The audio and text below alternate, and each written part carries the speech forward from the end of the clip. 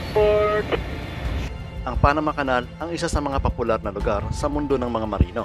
Ito kasi ang nagsisilbing shortcut ng mga barko galing Pacific Ocean papuntang Atlantic Ocean. Hindi kumpleto ang pagiging marino mo kung hindi ka pa nakadaan dito.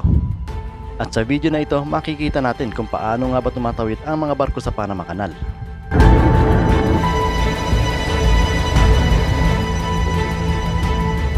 Stop engine. Interjet. Dito ipapasok ang barko sa isang lock system na tinatawag.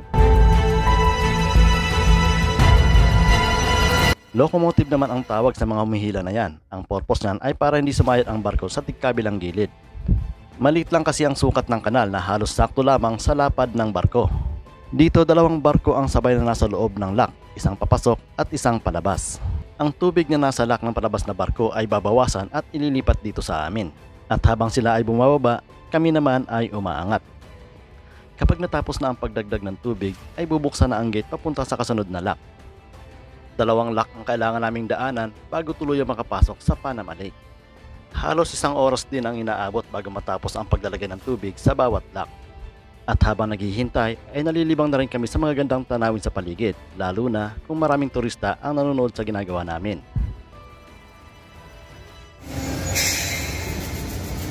Isa rin kasi itong tourist spot kung saan merong lugar para sa mga manonood.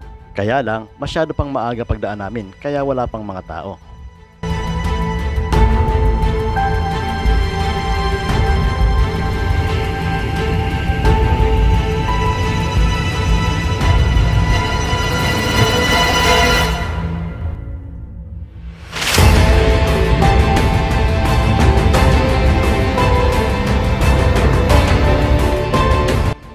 Pagkatapos natin na makalabas sa lock, ay isa-isa nang aalisin ang mga locomotive.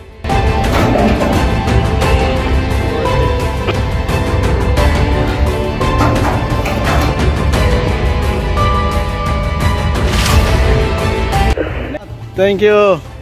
Wala, thank you. Thank you, sir. Bago tayo. Maligayang Pasko. Maligayang Pasko. Friend.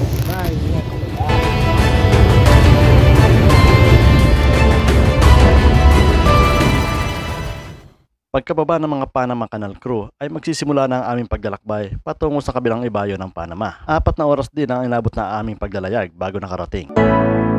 It's the day you've come along to this beautiful world, and I'm thinking of you. Yes, I'm here, far away from where you are.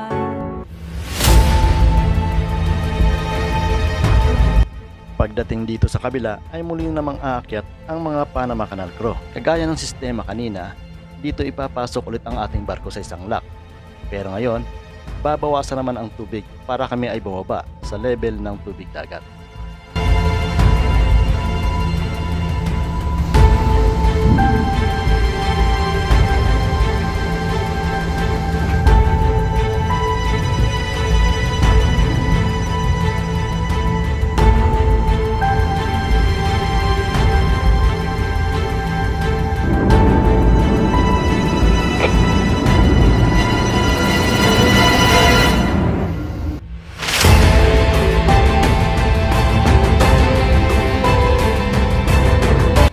Inabot kami ng alas 10 ng gabi bago tuluyang nakalabas. Medyo mapagod pero masaya, lalo na kung first time mo pa lamang nadadaan dito. Isa na ito sa mga alaala na hindi mo makakalimutan bilang isang marino.